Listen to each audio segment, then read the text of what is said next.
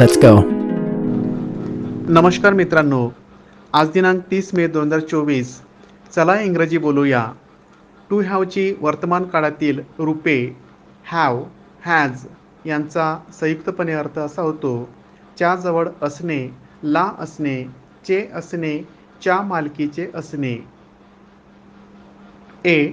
To हॅवची वर्तमान काळातील सोपी वाक्य, विधानार्थी वाक्य: आय हॅव 3 पेन्स. माझ्याजवळ 3 लेखण्या आहेत. We have 3 pens. आमच्याजवळ 3 लेखण्या आहेत. You have 3 pens. तुझ्याजवळ 3 लेखण्या आहेत. You have 3 pens. तुमच्याजवळ 3 लेखण्या आहेत. He has 3 pens. त्याच्याजवळ 3 लेखण्या आहेत. शी हॅज 3 पेन्स. तिच्याजवळ 3 लेखण्या आहेत. It has 2 wings. त्याला 2 पंख आहेत. तिला 2 पंख आहेत. They have 3 pens. त्यांच्याजवळ 3 लेखण्या आहेत. बी. टू हॅवची वर्तमान काळातील सोपी वाक्य, नकारार्थी वाक्य: आय हॅव नॉट 3 पेन्स. माझ्याजवळ 3 लेखण्या नाहीत. We have not 3 pens. आमच्याजवळ 3 लेखण्या नाहीत. You have not 3 pens. तुझ्याजवळ 3 लेखण्या नाहीत. You have not 3 pens. तुमच्याजवळ 3 लेखण्या नाहीत. He has not 3 pens. त्याच्याजवळ 3 लेखण्या नाहीत. She has not 3 pens.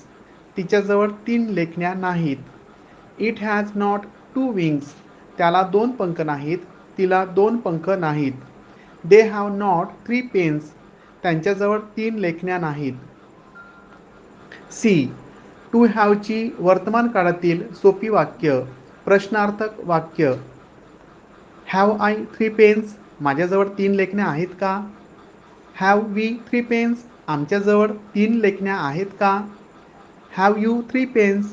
तुझ्याजवळ 3 लेखण्या आहेत का? Have you 3 pens.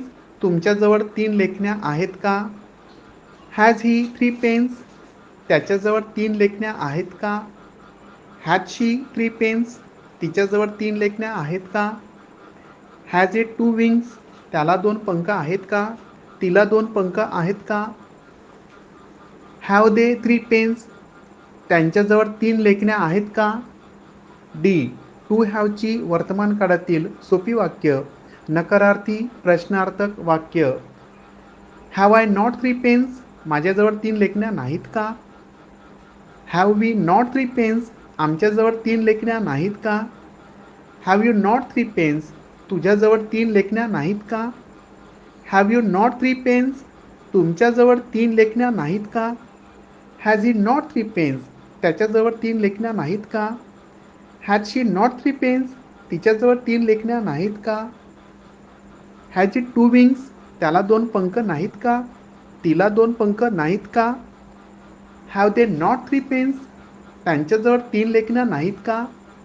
सराव करताना पेन्सिल, बुक्स, टेबल्स, बेंच इत्यादी शब्दे वापरून वाक्य तयार करावीत व मोठ्याने वाचन करावं. In this way you have to use different words and make lot of sentences and read them aloud. In this you have to practice. Definitely you can speak English. Thank you so much. Let's go.